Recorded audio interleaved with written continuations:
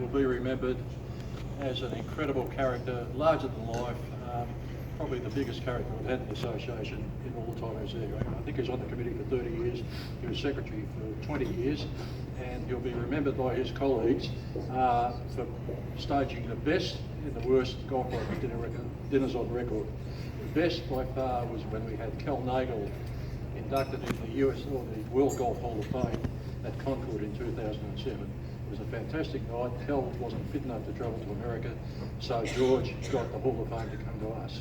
And it was a huge thrill for Cal, his family, Peter and Mary Thompson, who were great friends, and it was a great source of pride for the association that he was able to pull that off.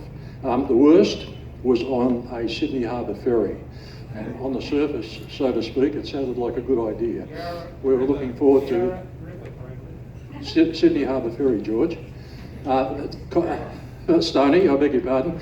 On the Sydney Harbour ferry, on the surface it was a good idea. We were all looking forward to a sunset cruise, and the guest speaker was a friend of the late and much lamented Colin Phillips. He was Colin's counterpart at the Royal Canadian Golf Association, and he spent 20 minutes filling us in on the inner workings of the Royal Canadian Golf Association, and he drew a breath and we thought he was going to sit down.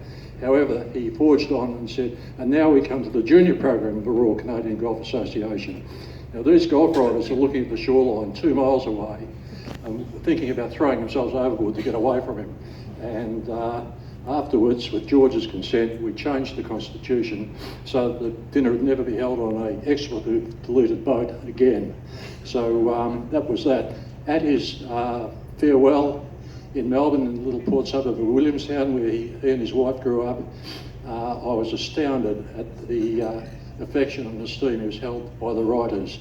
Now, he'd been the secretary for 20 odd years, and he knew that getting golf writers together was like herding cats. Just didn't happen.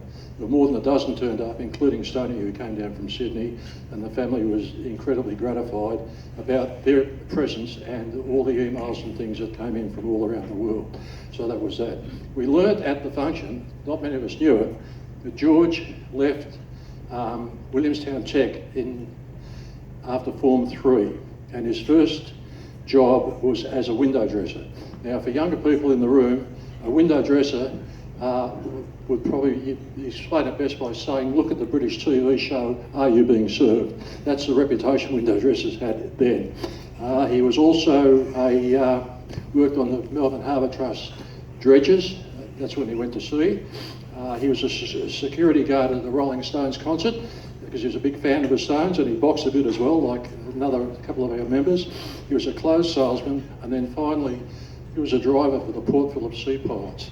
Now the driver, his job was just to pick them up from their homes and take them to wherever the boat was going, the launch was going from, the coat, the ships, and then take them home again. And they saw something in him, and they encouraged him to go to RMIT and study and get his coxswain's licence, which is quite a big thing. It allows him to drive a vessel of up to 100 feet, 200 miles offshore.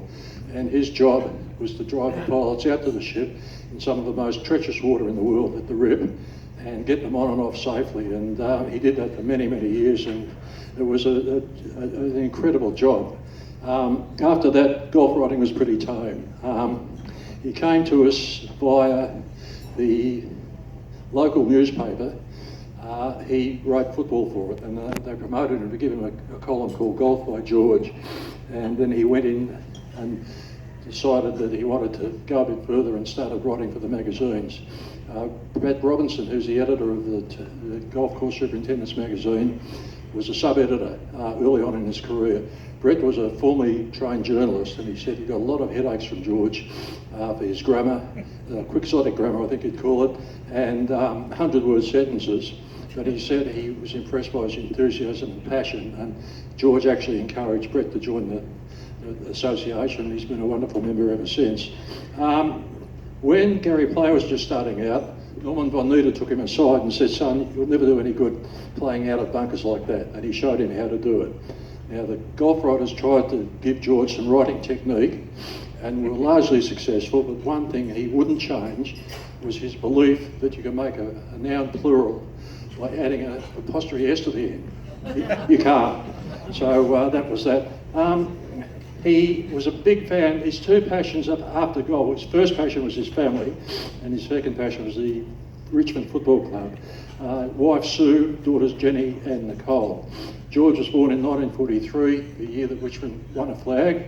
He attended 4 more flags at the MCG when Richmond won, including 2017, when he was in a wheelchair, and he watched them win this year as well, in front of a TV and with his oxygen. And Jenny said that despite the oxygen, he was still able to yell obscenities at the umpires whenever they made a mistake, and there were many. His younger daughter was Nicole, and he was incredibly proud of the fact that she was delivered by Bill Granger, the Richmond Football Club doctor. Now that's royalty in our town of Melbourne, and he was even proud of the fact that Nicole grew up, married a fella called David, nice guy, had 2 young daughters, and their house was halfway down the 13th fairway at Sanctuary Lakes, which was the club he loved. And part of his pre-game routine was to ring Nicole and tell him he was coming. He'd have the kids waiting out the back to wave to him as he went by, which was a nice touch. He had asbestosis since 2012, and it was a death sentence. When you're told you got that, there's not much hope. And he took it with great stoicism and bravery and grace. And in the same year, he was awarded life membership of our association as well, which we take pretty seriously. As I said, there were 12 members at his funeral down in Melbourne, and just on a personal observation, we were pretty evenly matched as high handicap amateurs, but I felt he had an unfair advantage with his maritime background, because he could feel the nuances of the elements. You know, he had a better perception of those than the average person. And if you ignore those things at sea, they can kill you. And we used to smile when we'd see caddies come up and they'd pick up a bit of grass and throw it up in the air to see what the wind was doing. Now all that tells you is what the wind is doing at ground level in your immediate vicinity. Now the real damage to a golf shot is what the wind's doing above the tree line, probably 150 yards away, but that did amuse us. He also had incredible powers of observation. When Australia 2 was doing its trials in Port Phillip Bay in 1982, he was watching it from the pilot boat, and he said at the time he knew a secret was going to change the history of the America's Cup yacht race. It spotted the wind keel. Dennis Conner didn't, and he won. So that's it. To our friend George, all the best. I think he would also be thrilled that Mary Thompson is here and Andrew was here and Daphne Benno is here as well. I'd like to say, just on another note, Karen, congratulations on getting the job. Your predecessors are George, me and Daryl Fazio.